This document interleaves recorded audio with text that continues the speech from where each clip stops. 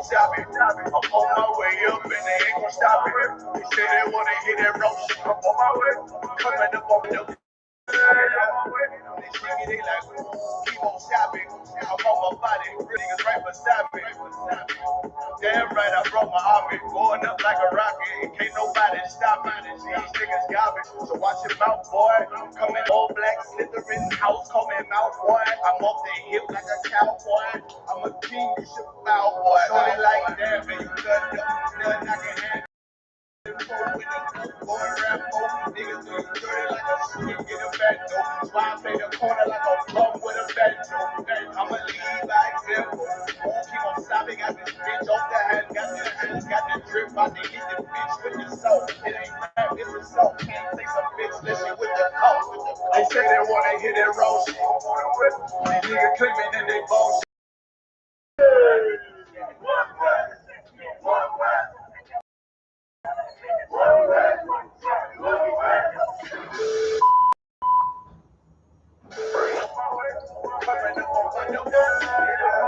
I do it how a veteran be. You better than me. I'm Reggie at the edge of the key. It's all money, no honey. Think you settling, see you locked up, fucked up. In the streets, it's one west.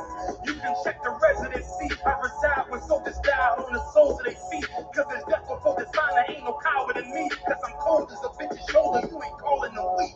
Get the cooking on his feet. Hope you like it well done. Got the killers rolling with me and they all red rum, red rum, red rum. Got you fucking scared, son. Hit the banging on his beat till my fucking head numb. Black block, red drum, like the yellow air one. Homie, you ain't got a mess, sucker, just a weird one. Going up, doing a lot of talking, now these niggas ain't saying shit. Feeling like this shit, little nigga, I'm past veteran. Never feeling third, little nigga, I'm past second. Guns, I gotta have them all like Ash Ketchum. Shotty break a nigga ribs up. Y'all stepping, kill you with kindness cause I'm dead nice. That 5'7" put you 6 feet, not talking height. That judge giving out 5, but you doing life. These hands are root GPS, a mean right. That's mean right, we build different, you know the vibes. And we saved it authentic, we notarized. I keep a 144 because you know I'm with animals when we flow and ride. We back again, no cap. When we get back at them, you get hit up with a K, but no acronym. They say they wanna hit that road shit. These niggas claiming that they bullshit. They make the wrong move. See me, they like, keep on stopping. I'm on my way. They ain't gon' stop it. They say they wanna hit that road shit. I'm on my way. Coming up on my bullshit.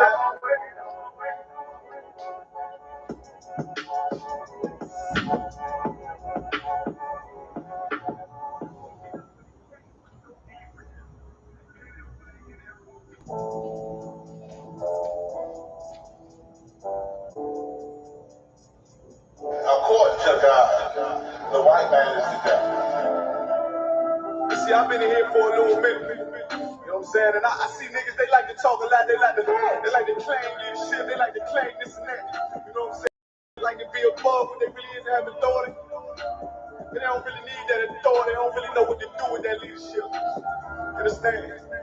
Your whole hands in this boy, you need to stop it. A.S.U.P.K. Gotta damn what you talk about. Don't give a fuck what you believe. They gotta stand up and serve my God. We don't pray on our knees, nigga. Yeah. Everybody ain't with all that peace talk. Everybody ain't with all that. Let Mike on me. Boy, A.S.U.P.K. stop it. A.S.U.P.K. prophets. My niggas serious. Boy, when they hit us with dope and kill us with crack, what the fuck with your leaders are serious.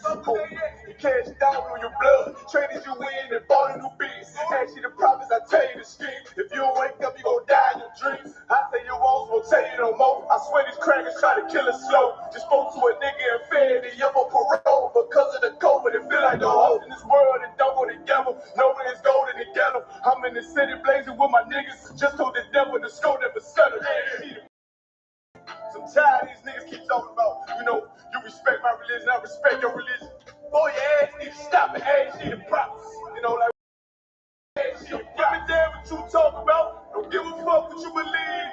Stand up to serve my God. We don't pray on our knees, nigga. Yeah.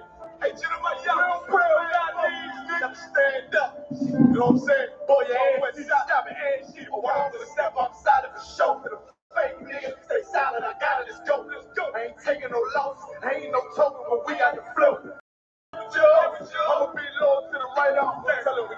slate. And I'm like, all these white girls got baby mother on high, baby pants through the Bible. Ask you the props. That baby so belong to the Lord. I dare you. Never will fail you, bitch. I can afford. I prepare slaughter, you breathing on water. But she this week, let them lies slip through their teeth. They ain't see the stop it, they ain't see the props. That's just the reality, Christians. I'm sorry to hurt your feelings. I know your pastor lied to you every Sunday for 30 years, but that's what the church is for, lying. That's why it exists to lie the money out of your pockets. Boy, your ass need to stop it, ass need to give it damn what you talking about. Don't give a fuck what you believe, nigga. Gotta stand up and serve my God. We'll pray on our knees, nigga. We'll pray on our knees, nigga. Gotta stand up and serve my God. We'll pray on our knees, nigga.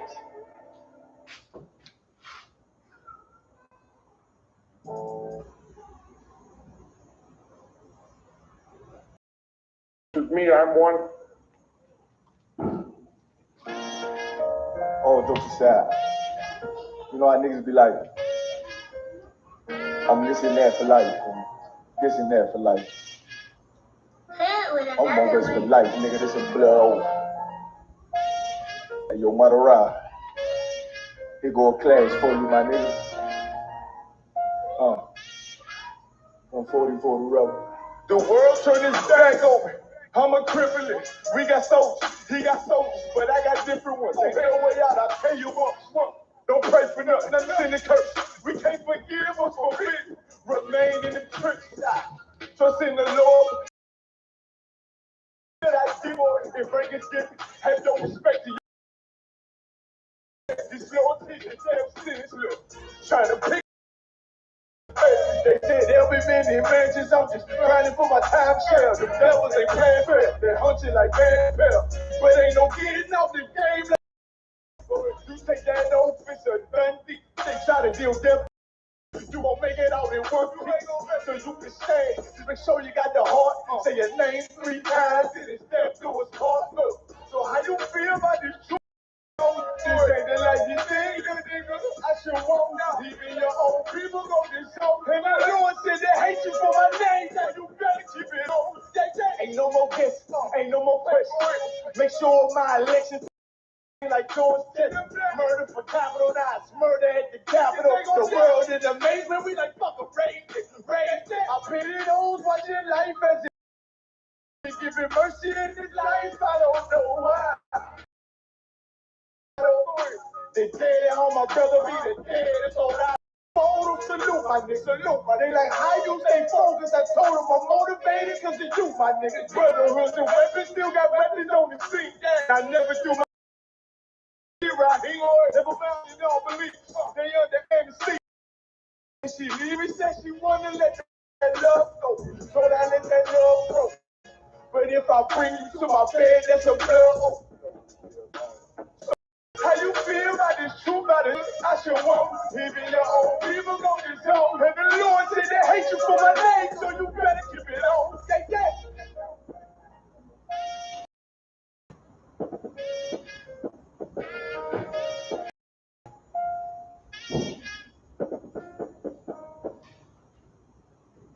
Shalom, shalom, Israel.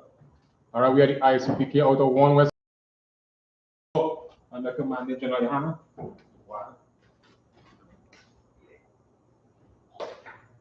I'm prison officer, your card out of the Trinidad school, out of the Trinidad camp. Come again to bring one Qadash or the Holy Tongue. All right, this is Friday night Hebrew. All right, where we get the understanding of our ancient culture, our language, because that is something that is extremely important for the nation of Israel. A language is the main thing that drives the identity of a people. You know, it really is the mark. It is the mark of a people when they can speak, practice, and learn their language. It's something that it continues to give them that history and that heritage and makes them who they are. It's their identity. So the same way you go see an Asian man come up, he's speaking his Chinese, his Japanese, or whatever else he's speaking, right? That identifies him to that people. You understand? But with blacks, Hispanics, and Native Indians, because we were in captivity, because we have been enslaved for over 400 years, right now we have the language of our oppressor. We have the culture of our oppressor, right? Or whether it be the Spanish or the French or the Portuguese or any of these other nations. And we no longer what practice our language, our customs, our culture. Every other language, every other people, every other nation, even though they had so-called some form of slavery, they never had the type of slavery that we had. They still know their history, they still know their culture, they still practice their culture and their language. Blacks, Hispanics, and Native Indians are the only ones who have been almost stripped. But our history is still here, and it is recorded in these scriptures. It is there in the archaeology, and it is ours. This is like just like how the Chinese have their language and their books, and the so-called Spanish, French, whoever else. Our history is there. Our biblical history is there, and all these other nations are there also. All right. So tonight we're going to get into something that is very critical and very important in the Lashawan Qadash and in understanding the scriptures, right? Which is understanding context, because too many times when we read through these, because there are people who don't understand the language, the customs, and the culture of the people. They misinterpret and mistranslate exactly what is being said. So with that now, when there's supposed to be one particular message, is something completely opposite to what is really being spoken about. Now, when it comes to the scriptures in regards to prophecies, in regards to a message being given to a particular people, if the language in which it's being spoken, if the context is not understood, then the entire message, the entire point of what is being said will be misinterpreted, right? And it will rob, right, the people who the message is really intended to, right? So tonight we're going to get into the Hebrew context of words, or particular words, right, that are always understood, because some words have double meanings, right? If you don't understand the culture and the history of what is really taking place. So, like, share, and subscribe to all our social media pages and handles, so that we'll be able to get, you'll be able to get all that information, all the good classes, the breakdowns, all the different bulletins that come out, all the different issues that are taking place throughout the world, right? You're getting the breakdown, and you know it all from the generals, the captains, the officers. You understand?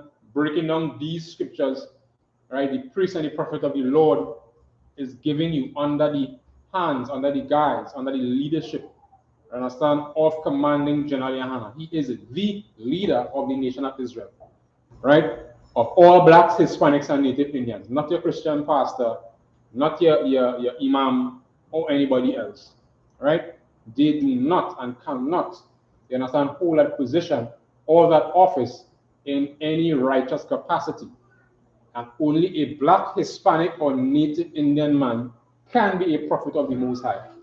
No other nation of people could be. No Chinese, no East Indian, no African, no so-called white man, no Eskimo. None of these other nations can be a priest and a prophet of the Lord, of the Most High God. All right? So, as we're going to dive into this lesson here tonight, first things we're going to go into is a very, very common word that is misunderstood in these scriptures, right? And the first one is a major one, which is the word heathen, right? So we have Gentile, heathen, and nation. Now in the Hebrew, that word is pronounced as Goyah. Now, persons mispronounce the word, they call it, which is not correct, right, is Gawya in the ancient Hebrew. So if you really understand, then it will not be difficult to understand these scriptures. So what I'll do, I'll also add to be able to get the, I'll put that one in after. So the first word you have there is Gawya. Some persons would say Goyim, but it's not Goyim. The correct translation and pronunciation is Gawya, right? Which means, it's interchangeable in the scripture. It means Gentile, which means any other race, group of people outside the nation of Israel. It could be heathens, which are also other nations or people outside the nation of Israel, and also it can be applied to mean nations, right? Nation or nations. But here's the thing: this same word Goyim or Gawya, which means interchangeable Gentile, heathen, and nation, can also refer to the nation of Israel, right? So, how this is possible? Because in the scriptures, you'll be able to, you understand how a man who is an Israelite can be a so-called Gentile or heathen, or some Israel can be referred to as nation. So, what we will do, we just go into some, first of all, we will go into the Bible, the word itself, which is Gentile.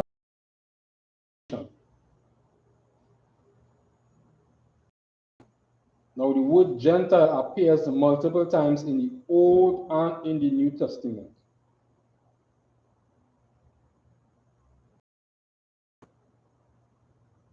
So, first appearance of the word Gentile is in Genesis chapter 10, right?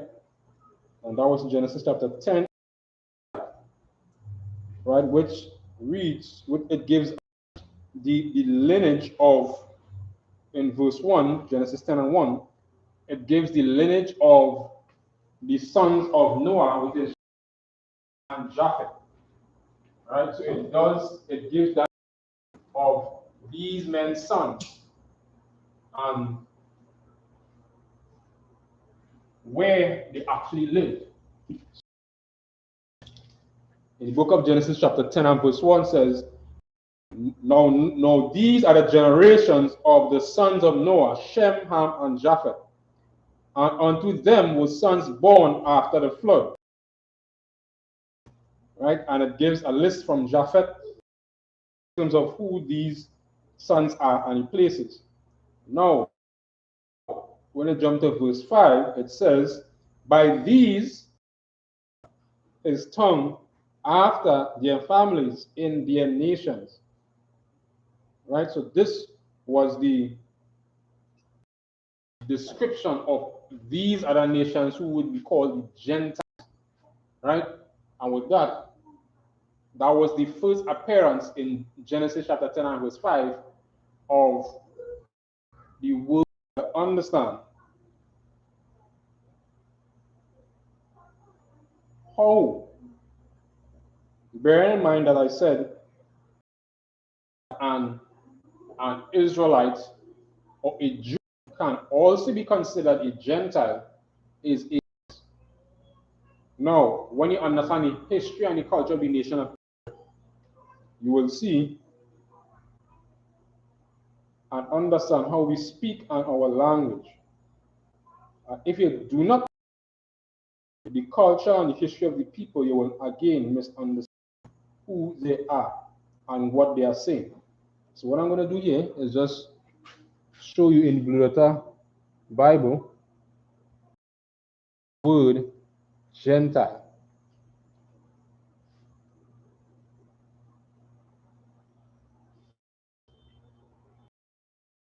They have it as Goy. So let me see if I hope you're able to see it.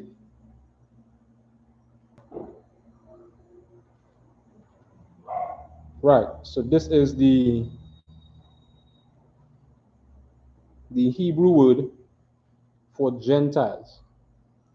They say they have it as Goy or Goy, but that is not the pronunciation. If you look at it carefully, right, this is written in the Assyrian Hebrew, right? If I bring it a little closer, you have a Ga, a Wa, and a Ya in the ancient Hebrew, which is seen here on the board, which is a Ga, Wa, and a Ya. This it do have it does that is not an O as how they try to pronounce it here. It's Ga, Wa, and a Ya. Right? So that's what we have there. Now, when you look at the meaning of the word as it's given in terms of the reference, this is the biblical usage and outline. The word Goya in the ancient Hebrew could be either nation or people. They say usually of non-Hebrew people or of descendants of Abraham. And the third one is of Israel. So you see the context. So sometimes it could mean natural Gentiles, what we call natural Gentiles, those who are not Jews or Israelites or descendants or direct descendants of Abraham, Isaac, and Jacob. Or it could be Israelites or the nation of Israel, depending on the context in which it is speaking of. So let's pull some scriptures to show and back up that as well. Now, that's the understanding. We have to understand the law and how these laws affected everyone within the nation of Israel. So in the nation of Israel, there were laws who can be an Israelite and who cannot be an Israelite.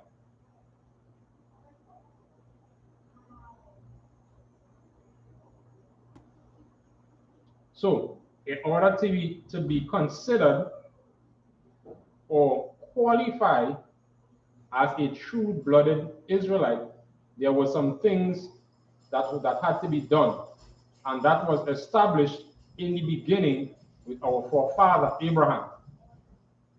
Right? And that was a specific covenant which was established with the nation of Israel. So, if you go to Genesis, that is Genesis chapter 17, we will see where this covenant was established for the nation of Israel only, right? And that was the covenant of circumcision to make a difference between the nation of Israel and the heathen or Gentiles or other nations, right? So Genesis 17 and verse 1, it says, and when Abraham was 90 years old and 9, the Lord to Abram and said unto him, I am the Almighty God. Walk before me and be thou perfect. Make my covenant between me and thee, and will multiply thee exceedingly. And it says, and Abraham fell on his face, and God talked to him, saying, as for me, behold, my covenant is with thee, and thou shalt be a father of many nations. So Again, you see where the word nation comes in. It is the same word Gawya, right, which also is interchangeable to mean Gentile, heathen. You understand? But in this context, it means nation. Right? So he said he will make him what? A father of many nations. Right? Talking about the 12 tribes who end up, being very huge nations. Verse 5, which says, neither shall thy name be called Abram, but shall be called Abraham. For a father of many nations have I made thee. And verse 6 says, I will make thee exceedingly fruitful, and will make nations of thee, and kings shall come out of thee. And I will establish my covenant between me and thee, and thy seed after thee in their generations, for an everlasting covenant. Now, this was something that was and ever. It's an everlasting.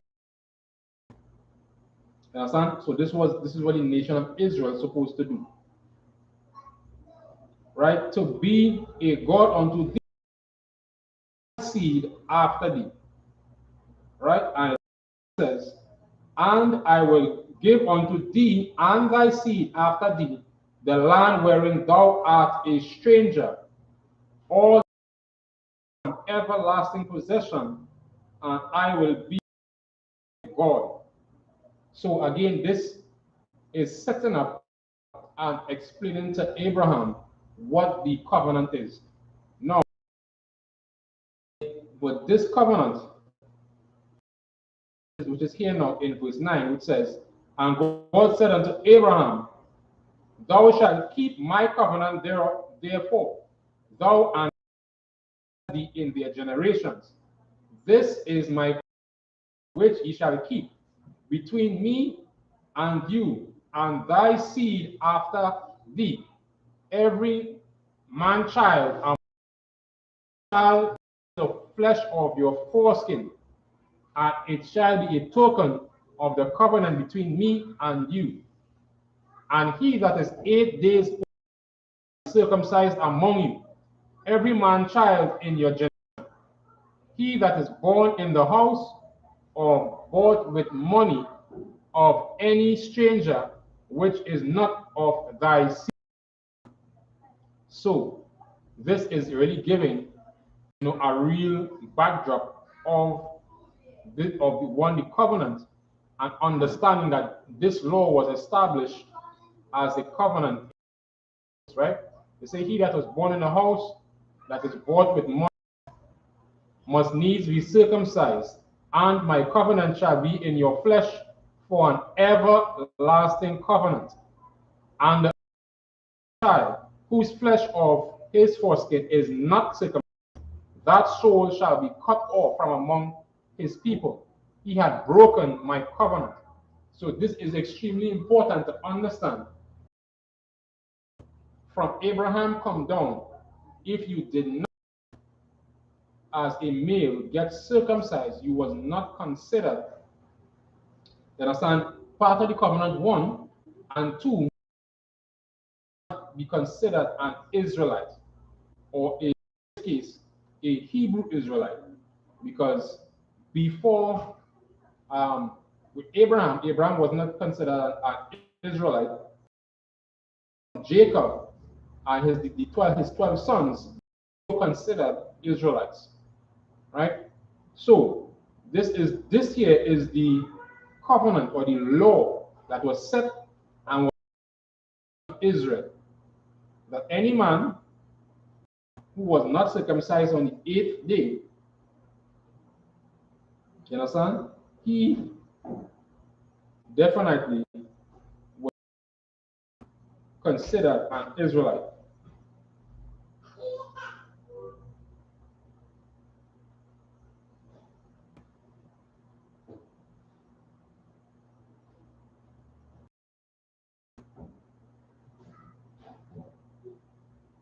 Now, with this understanding that if you were not circumcised, be considered Israelite, that continue to go through in the nation of Israel, right? And that also became a stumbling block later down, also in the New Testament, right? Because Christ understood, you understand, through prophecy and through the law, right, that if you were not circumcised on 8th day, you were not considered an Israelite. But the Most High, it is mercy avenue for those who so-called fell short in the nation of Israel, not just through circumcision, but also for those who committed sin other than, right? Because when the nation of Israel split, those who so-called kept the law, which is the southern kingdom, and they who rebuilt Jerusalem and was there in the time of Christ, they were also under royal folly. And because they were wicked, you understand, they did not keep the laws, the Most High's laws, and they were considered heathens or considered Gentiles because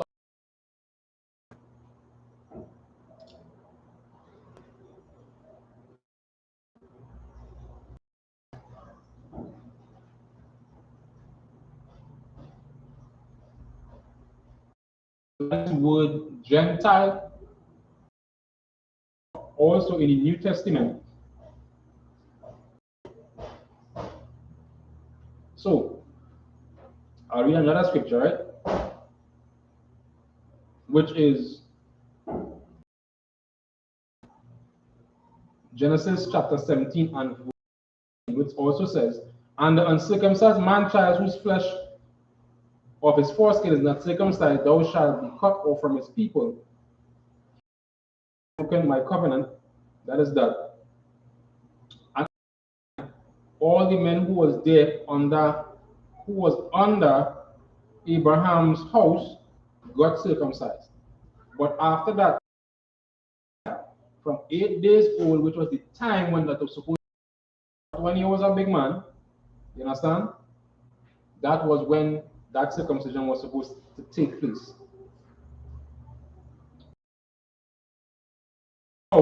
You will see where all from Abraham to Isaac to Jacob, all these men and all the sons of Jacob, all was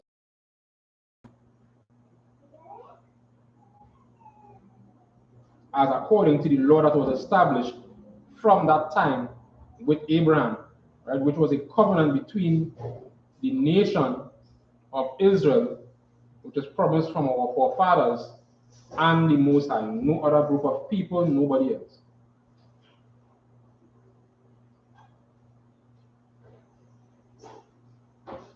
So, also to solidify in terms of understanding, you know, that if you were not circumcised, you were not considered an Israelite, right? This is Exodus chapter 12 and verse 48. And it said, and then let him come near and keep, and he shall be as one that is born in the land, for no uncircumcised person shall eat thereof. And this is talking about any male Israelite, because now remember, the nation of Israel was spread. There were men who were living in different areas at that time. So, for some reason, did not circumcise, Moses, a command that was not circumcised, any male, you understand, that was not circumcised, if he was to come into the temple, if he was over, these men would had to circumcise. Circumcised from the 8th day. But that didn't happen. Did what? Gave them in Exodus 12 and 48, in order for them to come to the Lord's Passover.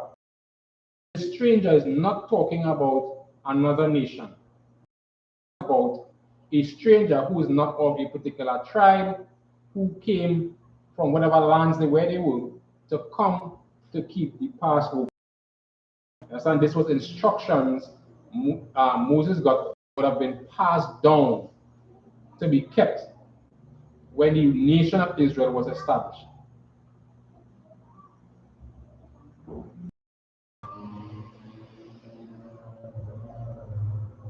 So once you understand that, you will understand when the nation of Israel was separated from the kingdom and they were carried away in captivity. The Israelites left their culture, left their heritage, and did not keep the law, nor were they circumcised. So they were considered what? Gentiles or heathens. Now in the New Testament, you understand this even better. Now a Gentile is supposed to be usually a non-Israelite. Now if you were a Gentile, you will always be a Gentile. Now this is you. I would not have you.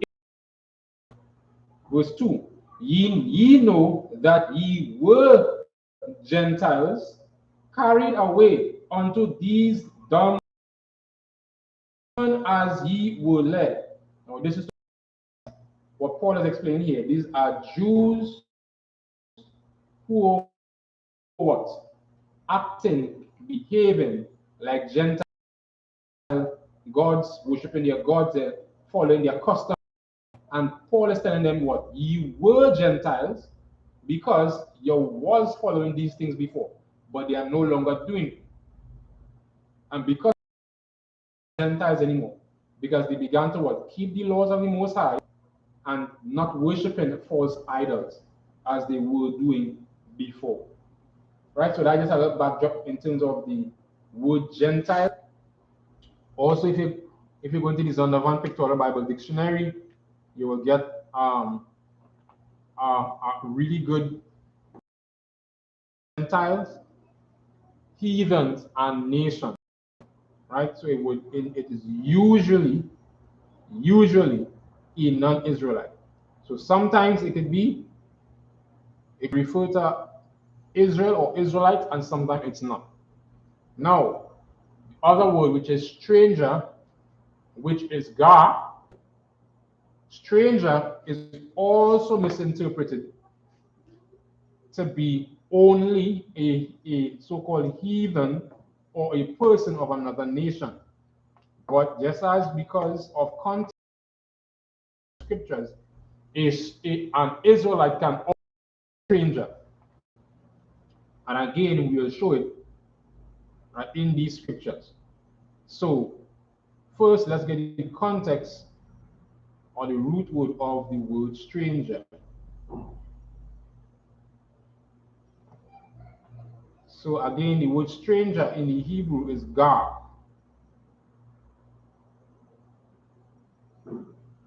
So a stranger can be either a person from another nation or an Israelite can be considered a stranger. So again, we'll go into the Luleta Bible app, where you usually get a breakdown in terms of the translation of the Hebrew, and later down as well as in the Greek. So we are in the Assyrian Hebrew.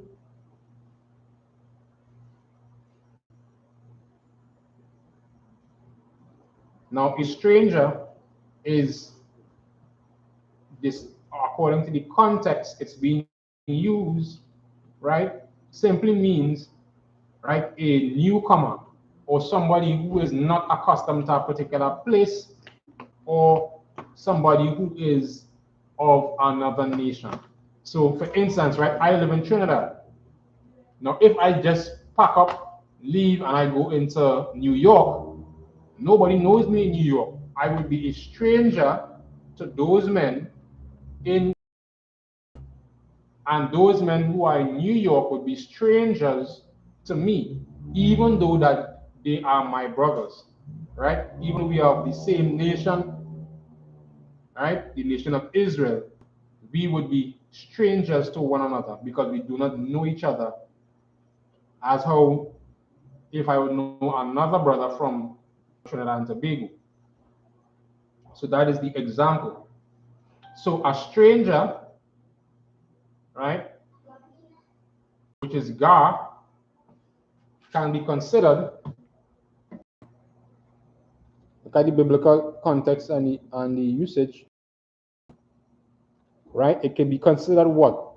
a sojourner, temporary inhabitant, a newcomer lacking inherited rights, or foreigners in Israel, though conceded rights. Right? So, a stranger can be an Israelite, or it could be a person of the other nations. Now, that being said, then we'll have to prove it in the scriptures. So we'll go to the book of Leviticus,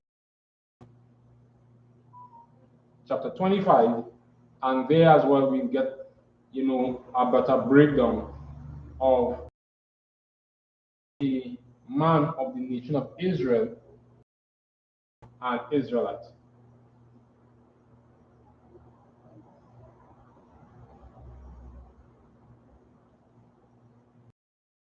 So this is Leviticus chapter 25.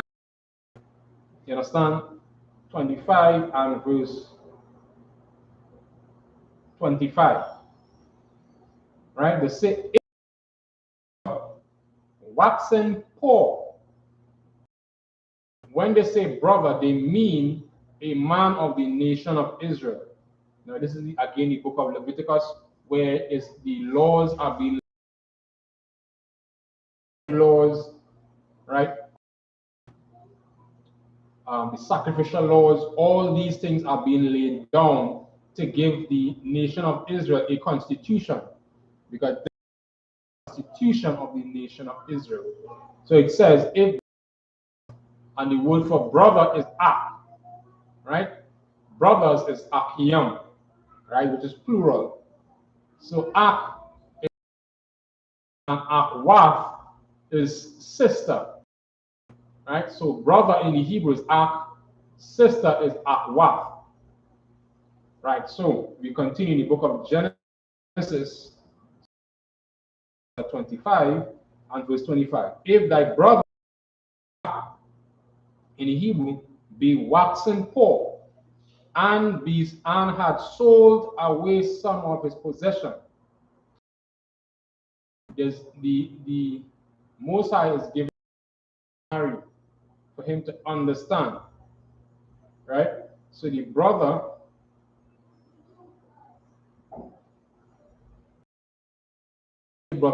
happened to be in some problems. He waxed poor and away some of his possession, right? And any of his kin come to redeem it, then shall he redeem it. So the brother he probably was poor and he sold it because he wanted money, and they said, nah, but you can't sell this. But one of his brothers, one of his kin, could come back and buy back the property that this brother sold, because, right? Now, let's just skip down into getting the understanding of a stranger also be an Israelite, right? So in either context, either the stranger can be an Israelite or the stranger can be a heathen. Again, the context of the word used, right? So this is the book of Leviticus chapter 25 and verse 35, which says, and if thy brother be waxen poor and fall in decay with thee, in this case, in the decay talking about, which means he gets so poor he can't make, you know, then thou shall relieve him, though he be a stranger or a sojourner, right? So, though he be a stranger, now the Hebrew for stranger is God, right? This brother is a stranger, and the example that I gave was that if I pick up and I go into New York, I ain't get no work, things started to get real hard, I became poor, that I cannot maintain myself. You understand this? And this is really showing how we are supposed to treat each other. I am a stranger because why? I leave Trinidad, going to New York for work, don't really know nobody, I'm going to see if I get a better life for ourselves, which is something that has been normal for Blacks, Hispanics, and Native Indians. We have something called the Windrush generation after World War II, when Europe and England wanted laborers. Thousands upon thousands of our brothers, Benjamites, left the Caribbean islands, Grenadians, Trinidadians, and Jamaicans. We left these islands and went to England, to Britain, to be more specific. You understand? In something that they call now the Windrush generation, right? The Windrush was the name that brought us across some of our brothers into England there during after that post World War II to do all the repairs because they were very short in labor, right? So we went across there. Yes, it had other brothers there, but we were what? Strangers across there. So picture you go across there, look, things that go bad, you're poor. Right? You say, if thy brother be waxen poor and falleth sick with thee, then thou shalt relieve him. Yea, though he be a stranger or a sojourner, that he may live with thee. So what it's telling you, even though he's a stranger, you don't know him, but you realize, boy, this one under real hard times, things real dread. He's not a direct kin or a direct brother, but he is still your brother by nation. So the Mosai is saying, establishing this law, if he is in that position where he cannot support himself, he has nowhere to live, you're supposed to what? Take care of him. You're supposed to take him under your house and let him live with you until what he catch himself. Now there are two words there, which is stranger, as I just explained, and the other one, which is sojourner. And I'm gonna put this in.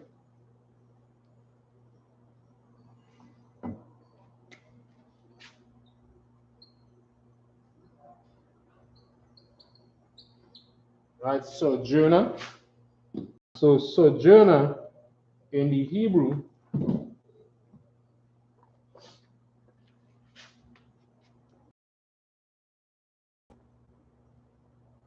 which is wa, sha, ba. Right, shab. That's sojourner. Wa, shab. So, who is a sojourner? Again, once you understand the context, the same word, these two words are being applied to a man in the nation of Israel. So let's get our context. So, sojourner, again, we'll pull up the blue letter 25 and verse 35, uses these two words, stranger and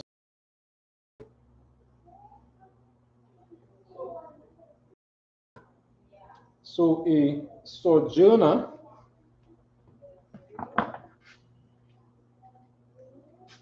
so first, right, so verse 35 reads, right, if thy brother be waxen poor, right, and he has fallen in decay with thee, then thou shalt relieve him, help him. Yea, though he be a stranger or a sojourner. So you don't know him as a direct person in terms of he could be one of your kinsmen living in the same land with you. Because why?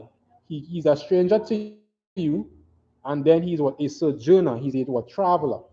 So a right sojourner, which is shall, and the etymology or the biblical usage of this word is what? A sojourner or stranger, right? If it could be used as foreigner. So this is someone who came from another land or another area and is traveling or living in another place. That is a sojourner.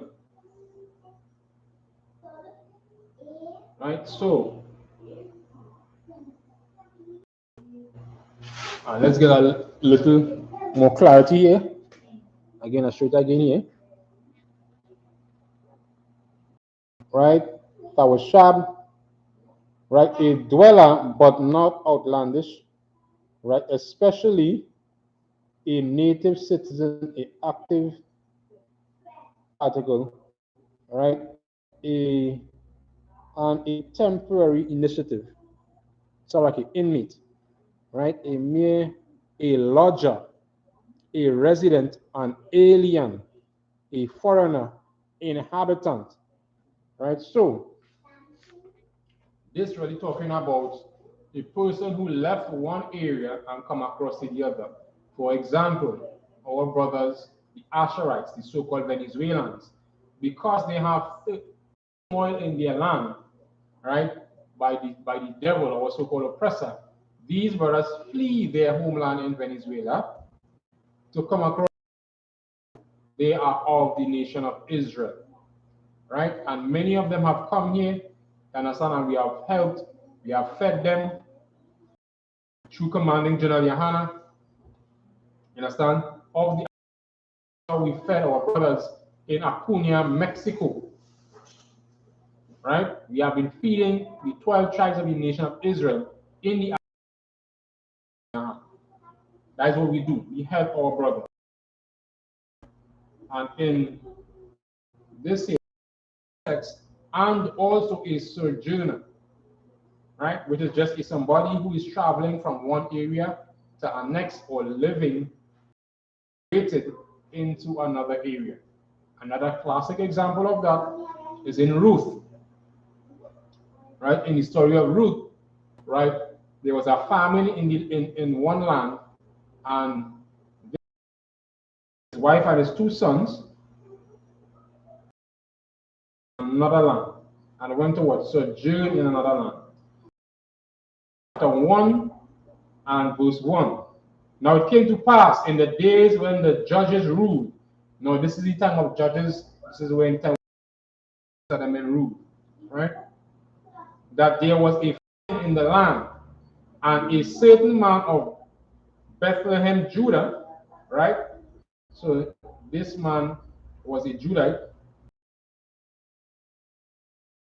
man of Judah, went to sojourn in the country of Moab, not in the land of Moab, in the country.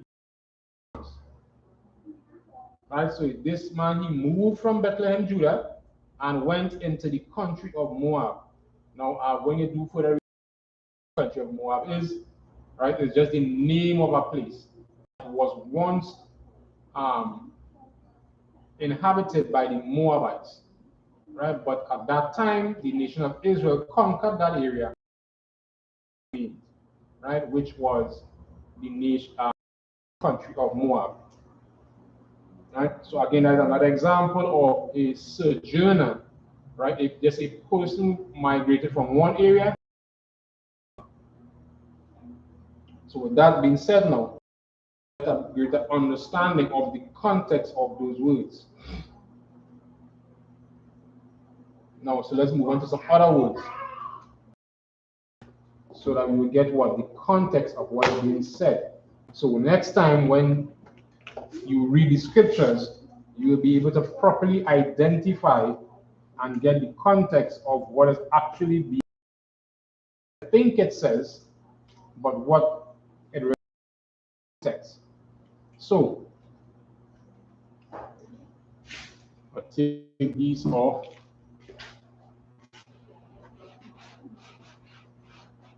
Again, like, share, and subscribe to all our social media pages.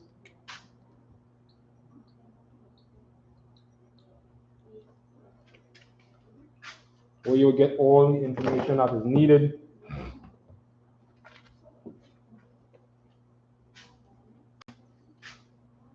So you have kinsman or kinswoman.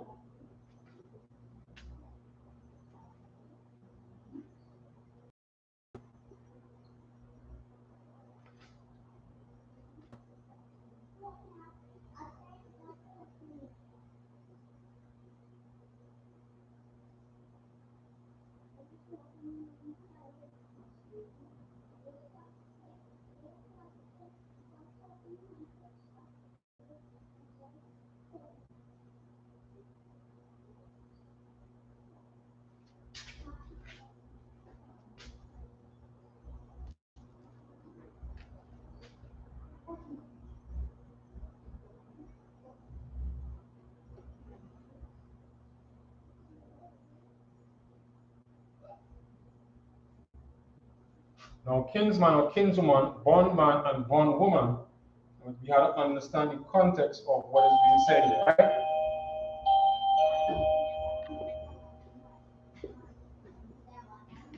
Anyone, shalom. Shubukata. Easy.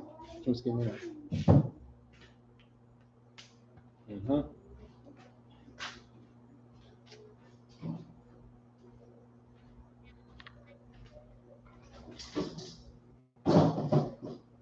Right, so we have Ga'al, which is kinsman, and we have Sha'ah,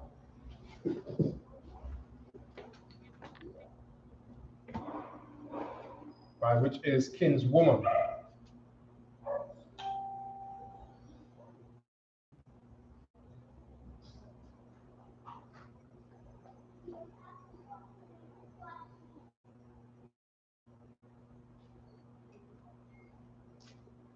Then we have bondman, which is Ibad,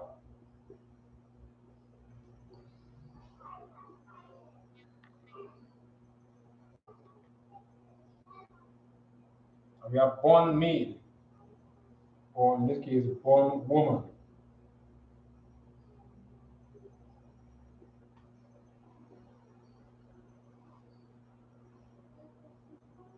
which is Amar. We have other wording, which is Makah,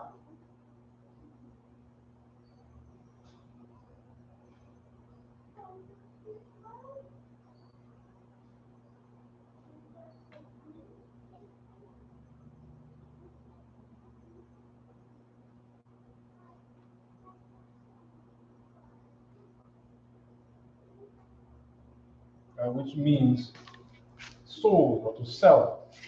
Now, understanding that in the scriptures, we have to understand the context of who is a kinsman and a kinswoman.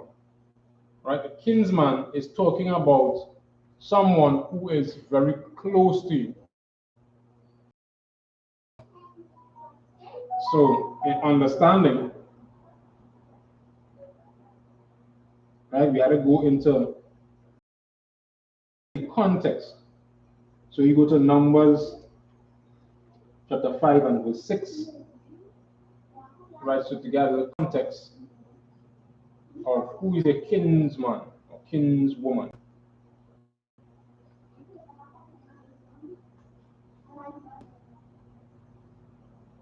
So Numbers chapter 5 and verse 6.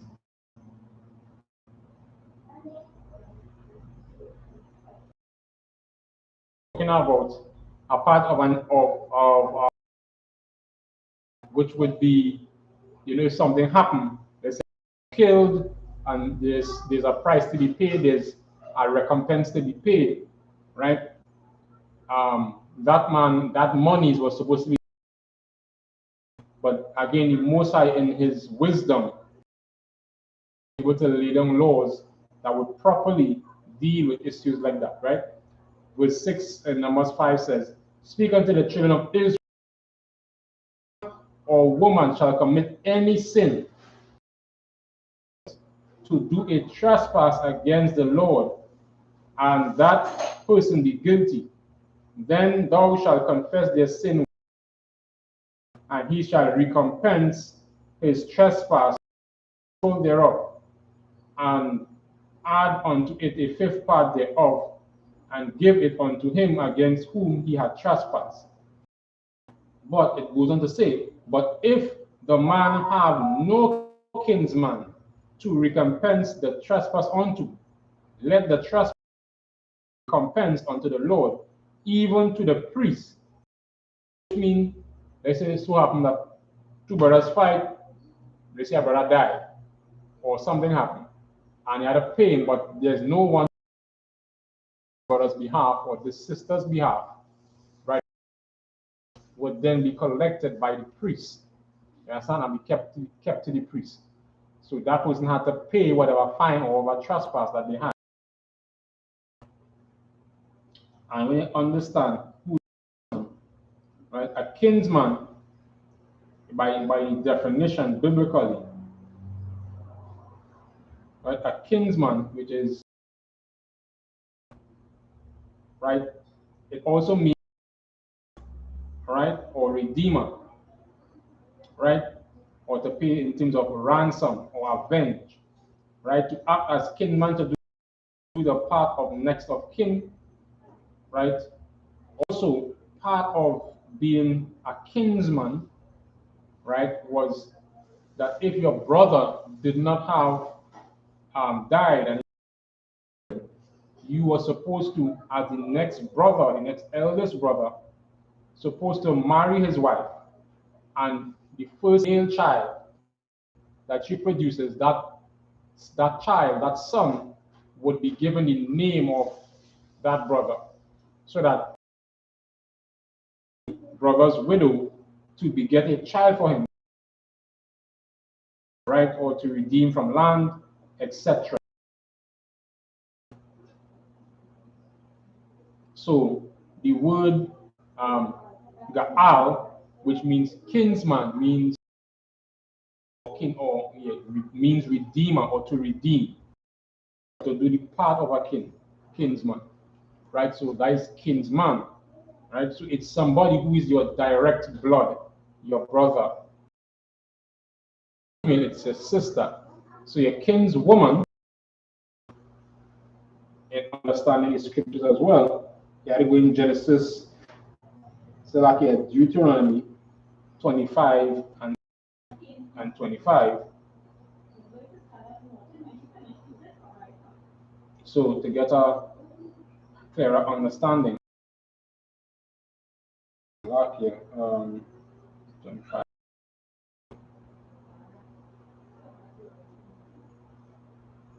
So TITHES, like TITHES.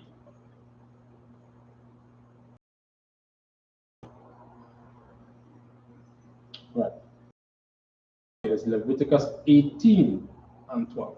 So understanding who's a kinswoman, which is someone who is,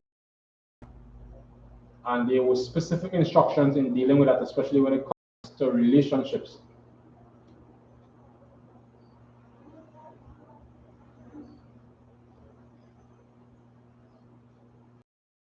So in Leviticus 18,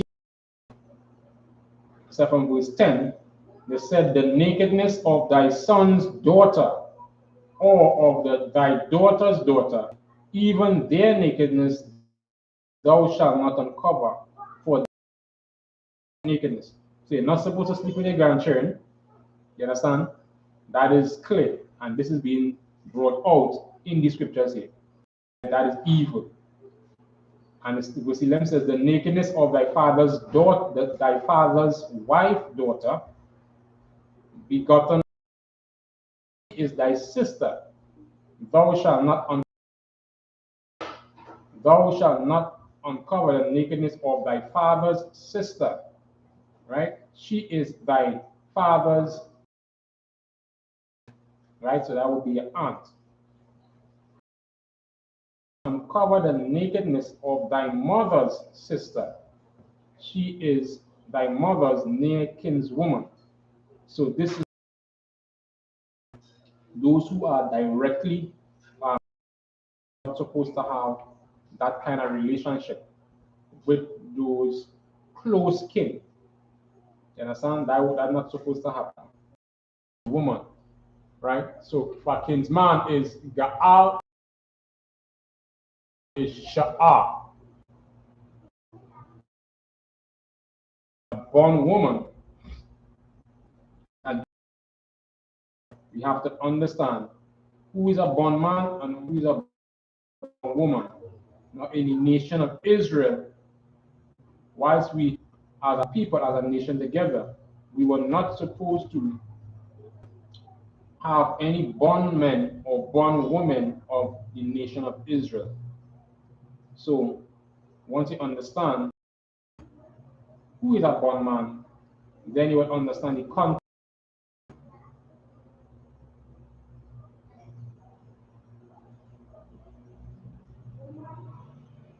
Now the born man is basically is a slave.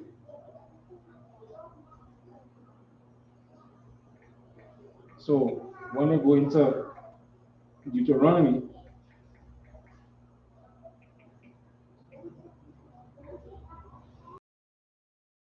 about how we should treat each other, right? We're definitely supposed to treat each other in a way that was different.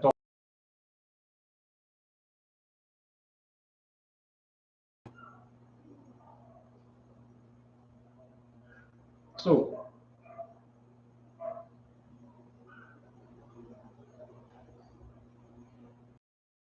let's put it up here. Right, so a bondman, you understand, in Leviticus chapter 25, you'll get that understanding clearly of who in the scriptures. Remember earlier in this chapter, I talk about if a brother was poor, etc. Right? And also, and there are a number there to be able to understand how we are supposed to treat each other in the nation of Israel.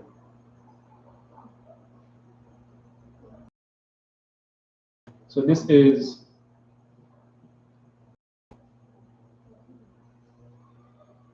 Leviticus chapter 25 and verse, right? They say, both thy bondmen, thy bondmaids, which thou have, shall be of the heathen that are round about you. So again, now we see this of the word heathen. As I said before, heathen can be an Israelite, or it can be a natural born heathen. In this case, in this passage, it's talking about, I want to say bondmen and bondwomen, it's talking about slaves, right? Both thy bondmen and thy bondmaids, which thou have, shall be of the heathen that are round about you. Of shall ye buy bondmen and bondmaids. Verse 45 says, moreover, the children of the strangers that do sojourn among you, of them ye shall buy, and of their families that are with you, which they begat in your land, and they shall be your possession. You understand? So we own them like how we would own cattle. You understand? Now, that same thing happened to us. You understand? After 400 years of slavery, we were treated as cattle. We were treated as property.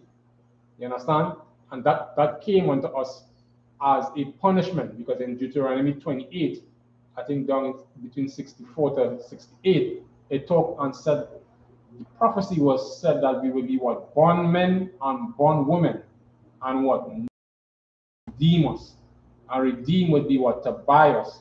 Because the law said that a kinsman could redeem you if you were in some kind of servitude, or you were in a poor state. But that law of redemption was not there. That year of Jubilee, we wouldn't be able to have that. And we would suffer under the hands of our enemies. 6 says in Leviticus 25, and ye shall as an inheritance for your children after you, to inherit them for a possession. They shall be your bondmen forever. But the children of Israel, ye shall not rule with rigor. Right? It says, and if a sojourner or a stranger wax rich by thee, and thy brother that dwelleth by him, sell unto the stranger by thee, or to the stock of thy stranger's family. After that he is sold. So again, you see here where this the aspect of brotherhood or being redeemed by your kinsman. And that's how to redeem it, right? So the word for bondman is ibad, and the word for bondwoman is amah.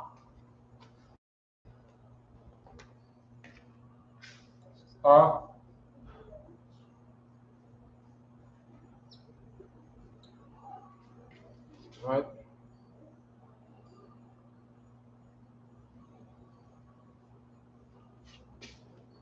And the word for sold or being sold, right, is makah. So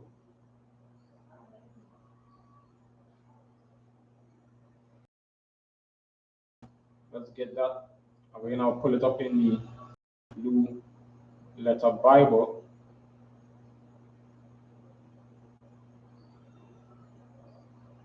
Let's make sure.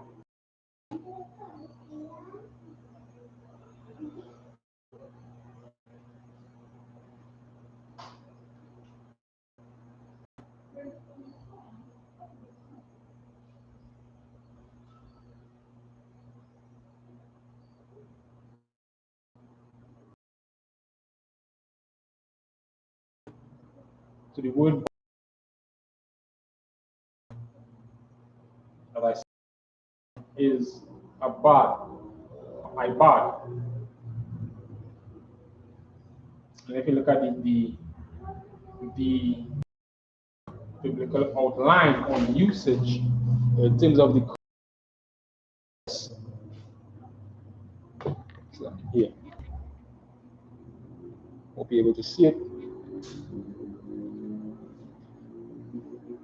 Right? It says a slave, servant, a slave, a manservant, subject, servant, right? Servant in. So again, it's in context.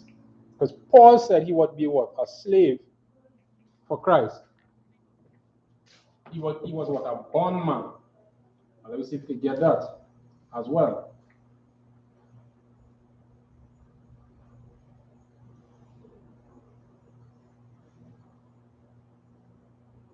So all these things is an aspect of context.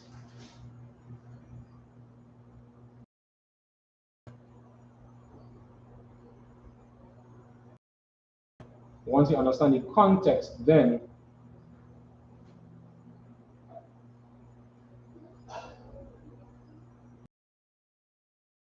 to really get understanding of what it means in using these words in context of the Hebrew.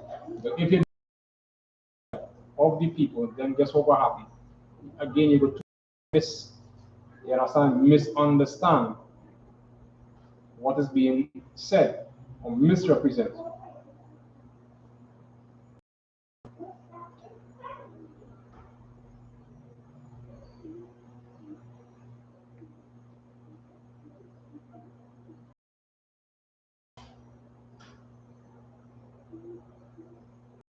This is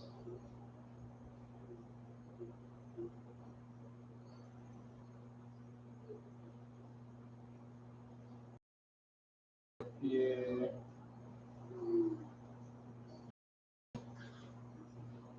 is a passage I think I need to take a final verse. Paul basically saying that he was a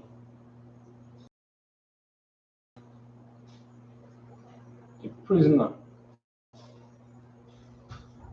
a servant of Christ.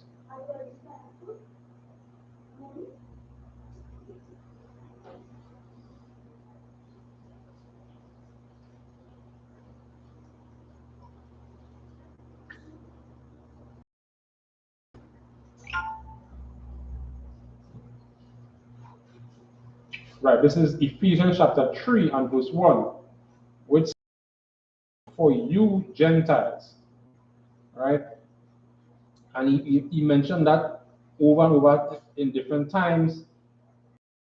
Aristarchus, my fellow prisoner, salute you. You understand? And talking about different aspects of, you understand, or against being held against his will. You understand? This is 2 Timothy 1:18. Be not thou therefore ashamed of the testimony of our Lord, nor of me, his God. Right? So again, all this is just ready to understand the context of what is being, said.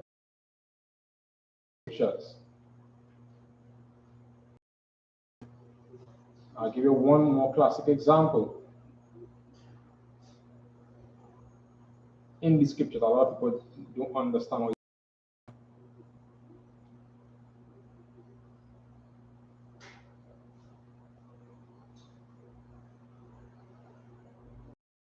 it's if you don't understand the context or slang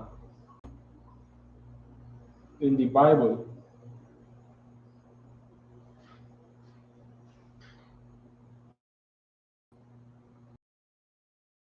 The Bible of the persons who were living of the day, you will totally miss what is being said.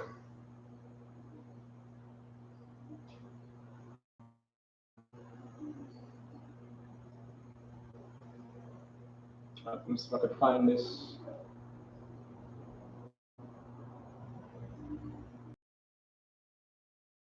They said, "Thou shalt not be poor, or the price of a dog into the house of the Lord thy God for any." And really and truly, if you don't understand the scriptures, then you will again misinterpret.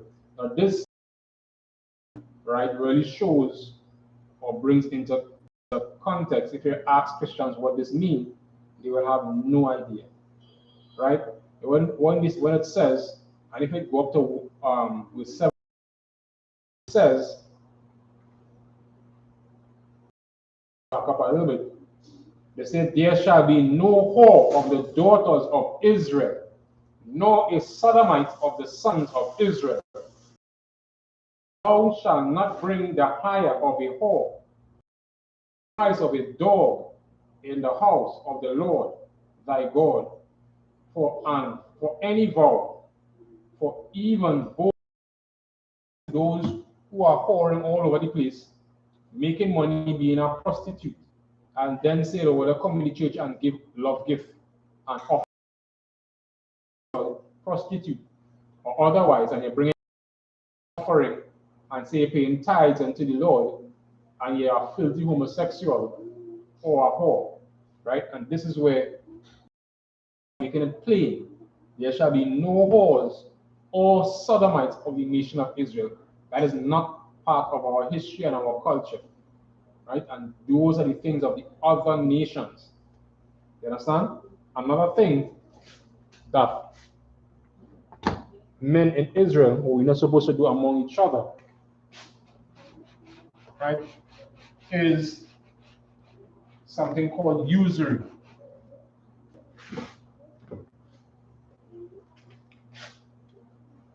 Now, usury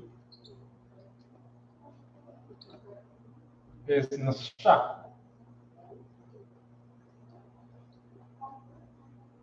Right? It's nashak in the Hebrew.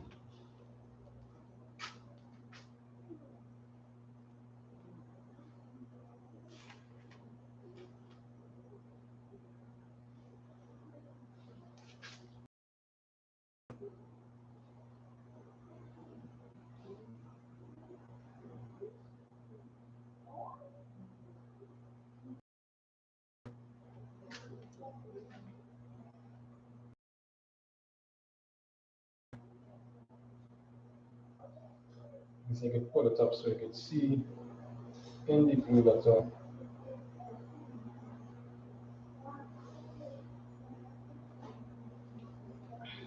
Right, you can find this in, again, Leviticus 25.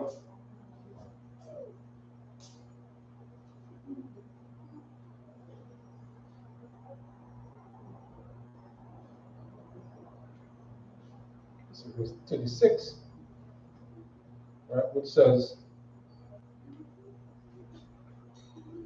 thou shalt no usury. So okay, I'm just going to go back a little bit. Right, we start on verse 35. If thy brother be waxing poor and fallen into decay with thee, yea, though he be a stranger or a sojourner, that he may live with thee, thou take thou no usury of him, or increase, but fear thy God, that thy brother may live with thee. You understand? not give him thy money upon usury, nor lend him thy victuals for increase. So usury is when you take a loan and you're paying interest. We as brothers in the nation of Israel not supposed to take a loan from a brother and that brother is supposed to take interest from that money. We are not supposed to do that. But also, we have to understand we're not supposed to do that to each other, but we could do it to what? To the other nations. Right? So in the shack,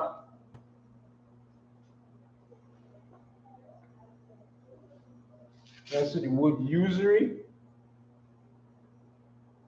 Again, we'll put it up.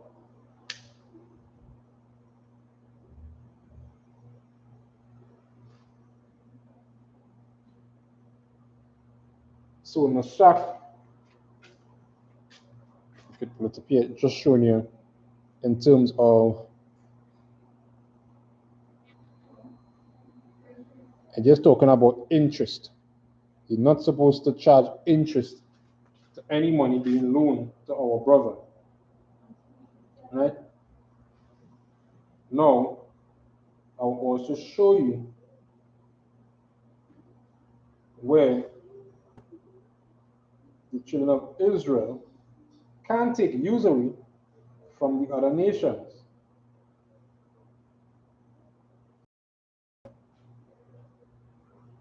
Right, so I think this is Deuteronomy chapter 23.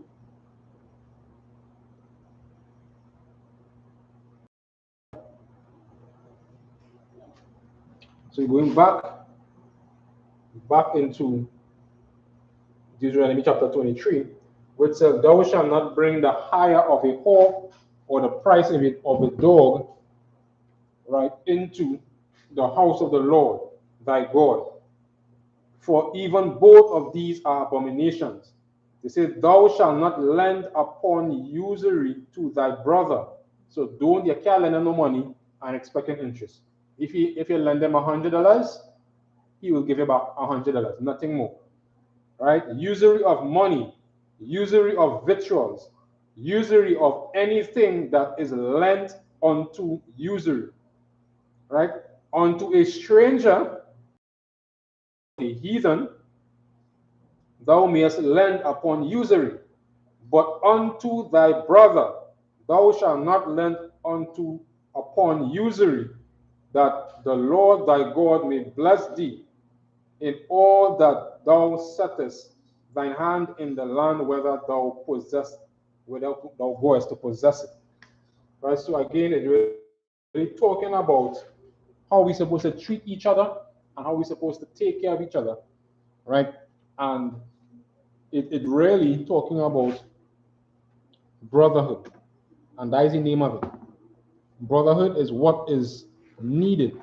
And if we don't understand the context in what is being said, you understand, it will be sometimes it's difficult for us to understand the message that is being brought across.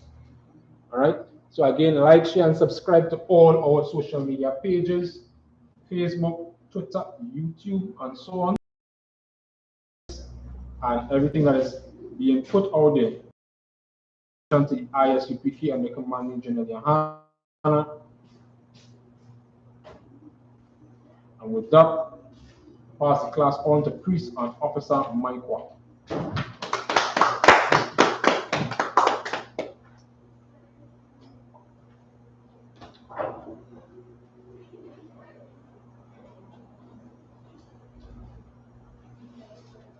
This is the I.S.U.P.K security announcements. Rules for brothers and sisters. When a new brother or sister comes into the school, they are 6 months. They are to be tutored only. They are here to share themselves of the word. After 6 months, if a brother or a sister has an interest in a particular person, he or she must get permission from the head to speak to the brother or a sister. There's another 6 months in which they will court each other. After the 6-month period, the brother or sister will get permission from the head to marry. Tithe, which is a commandment. You can find it in Numbers chapter 18 and verse 21, and Malachi chapter 3 verses 8 to 10. Means 10 in the Hebrew and it's pronounced Maishra. 10% of every penny of any increase the Lord gives you, you give to the Treasury Department or teacher. Priest funds, free will offering for priests, not mandatory, whatever amount you would like to give. Upcoming Holy Convocation. The upcoming Holy Convocation is the Feast of Dedication, also known as Hanukkah, which is the 25th day of the 9th month by the space of 8 days, which is Sunday, the 28th November 2021. You can find this in 1 Maccabees chapter 4, verses 52 to 61. Remind Archeum and Aquatium to check on social media, such as I.S.U.P.K.com, Facebook, Twitter, YouTube, and so on for I.S.U.P.K. events and materials. If a brother wants to be a trooper in the school, then he is to start wearing all black, which includes black boots, like Qadash, I.S.U.P.K, Yahweh, Malvaka, Ratazaka, I.S.U.P.K, Barataza, Kawa, Bashamaya, Watana, Lakam, Yawam, Wasalakna, Kasalakna, Kawawatino, Wala'a, Tabianao, Banasaya, Abol, Oshino, Mayan, Rai, Kaya, Laka, Amalakwa, Wa'ala, Wataparat, Iwalamia, Aman. We say here now in English, it's our Father, which art in heaven. Hallowed be thy name. Yahweh, thy kingdom come. Thy will be done. In earth as it is our daily bread. And forgive us our debts as we forgive our debtors. And lead us not into temptation, but deliver us from evil. For thine is the kingdom, and the power, and the glory. Men of Israel, let's give the teacher a one. Barak, Yahweh Ba Shem Yahweh Shabbat Class dismissed.